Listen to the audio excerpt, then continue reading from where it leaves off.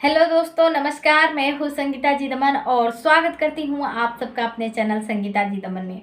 दोस्तों, आज हम बात कर रहे हैं फूलन देवी की, जिसने एक साथ 22 ठाकुरों को लाइन में खड़ा करके मौत के घाट उतार दिया, जिसके जन्म पर पूरा परिवार रोया था और जिसने अपने सभी दुश्मनों को बेरहमी से मारकर बदले की एक नई कहानी को जन्म दिया।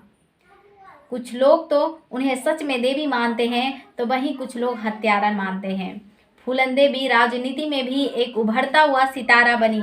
गांव के एक लड़की कैसे बनी डाकू और इतने सारे लोगों को मौत की घाट उतार कर आखिर कैसे पहुंची फूलन देवी राजनीति के राह पर। तो चलिए दोस्तों, बात करते हैं आज एक ऐसे डाकू की जिसे बैंडिट क्वीन के नाम से जाना जाता है। 10 अगस्त 1963 का वो दिन यूपी के जालौन जिले के देवदीन के लिए एक नई मुसीबत लेकर आई थी। मुसीबत इसलिए क्योंकि उनके घर एक बेटी जन्म ली थी और वो बेटी थी फूलन देवी। फूलन देवी की पैदा होने पर घर में खुशी की जगह मातम मनाया गया था, क्योंकि उनके पिता उनके पालने पोसने से लेकर उसकी शादी तक की चिंता थी। फूलन देवी के माता पिता के बच्चों में से फूलन देवी दूसरे नंबर पर थीं, पर वो थी सबसे अलग। अपने ऊपर कभी भी किसी के ऊपर अन्याय होते हुए देख नहीं पाती थी, वो सबसे लड़ जाती थी। दोस्तों, फूलन देवी जब 11 साल की थी तब उनके चाचा ने उनकी ज़मीन हड़पने की कोशिश की। फूलन देवी के पिता के पास सिर्फ 1 एकड़ ज़मीन थी जिस पर खेती करके वो अपना भरण पोषण किया करते थे। दोस्तों, फूलन देवी को बहुत गुस्सा आया और वो धरने पर बैठ गई। इतना ही नहीं, उनके चचेरे भाई के साथ फूलन देवी को हाथापाई हो गया और फूलन देवी गुस्से में आकर ईंट उठाकर अपने चचेरे भाई पर वार कर दी और फूलन देवी की इस हरकत की सज़ा उनके घर वालों ने उनकी शादी करवा कर दी। फूलन देवी की शादी उनसे उम्र में करीब 20 से 30 साल की बड़े व्यक्ति से करवा दी गई। उसने फूलन पर बहुत जुल्म ढाए। नतीजा ये रहा कि ससुराल छोड़कर फूलन वापस मायके आ गई, तो मायके में भी वो ज़्यादा दिन नहीं रह सकी। उसके मायके वालों ने वापस ससुराल भेज दिया। अब फूलन ना ही ससुराल की रही और ना ही मायके की, क्योंकि मायके जाते ही उसके पति ने दूसरी शादी कर ली थी। लेकिन फूलन को वापस ससुराल आना ही पड़ा। ससुराल में आकर फूलन डाकुओं के संपर्क में आ गई और फूलन ने डाकू गैंग ज्वाइन कर लिया, लेकिन दूसरे गैंग से उनकी ठन गई और एक दिन दूसरे गैंग के लोगों ने फूलन को अगवा कर लिया और 3 हफ्तों तक उसका बलात्कार करता रहा।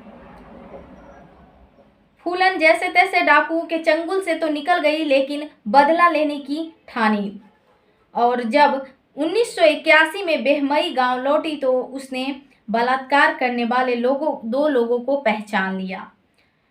फूलन ने रेप का बदला लेना तय किया। उसे जिन लोगों पर शक था उन 22 लोगों को गोलियों से भूनकर हत्या कर दी गई। इसे ही बेहमई हत्याकांड का नाम दिया गया है। इस हत्याकांड के बाद पुलिस फूलन के पीछे पड़ गई, लेकिन उसे पकड़ न सकी। हत्याकांड के 2 साल बाद यानी कि 1983 में फूलन ने सरेंडर कर दिया। सरेंडर करने की फूलन की इकलौती शर्त ये थी कि उसे उत्तर प्रदेश के पुलिस को नहीं सौंपा जाए। उस पर हत्या, डकैती, अपहरण की कुल मिलाकर 48 चार्जेस लगाए गए। फूलन 11 साल तक जेल में रही और 11 साल के बाद 1984 में उत्तर प्रदेश के उस वक्त के सीएम मुलायम सिंह यादव ने फूलन के खिलाफ सभी केस वापस ले लिए और फूलन को रिहा कर दिया गया। बहुत कम लोग ये जानते हैं कि फूलन जेल से रिहा होने के बाद 2 साल तक साउथ दिल्ली के गुलमोहन पार्क में रही। 1996 में फूलन ने समाजवादी पार्टी से चुनाव लड़ी और वे जीत गई। वे मिर्जापुर से सांसद बनी। मीडिया रिपोर्ट्स की माने तो 25 जुलाई 2011 2001 को शेर राणा सिंह उनसे मिलने आया और उसने ठाकुरों की हत्याकांड का बदला लेने के लिए फूलन को गोली मार दी दोस्तों। और इस तरह से बैंडिट क्वीन के नाम से मशहूर हुई डाकू रानी फूलन देवी का अंत हो गया। फूलन देवी की कहानी संघर्षों भरी रही, परिस्थितियों ने उसे बीहड़ का डाकू और कातिल बना दिया। जब सारे अपराधों से मुक्त होकर उसने अपनी जिंदगी की शुरुआत की तो उसकी हत्या कर दी गई, लेकिन बलात्कार, बदला, हत्या और जेल की सजा, इन सब से गुजर कर फूलन एक सांसद बनी। डकैत से सांसद तक का सफर करने वाली फूलन देवी के नाम पर, उनके जीवन पर बैंडिट क्वीन नाम का एक फिल्म भी बना है, जिसके निर्माता निर्देशक शेखर कुमार बना चुके हैं। बैंडिट क्वीन पर बना ये हमारा वीडियो आप सभी को कैसा लगा कमेंट में ज़रूर बताइएगा दोस्तों।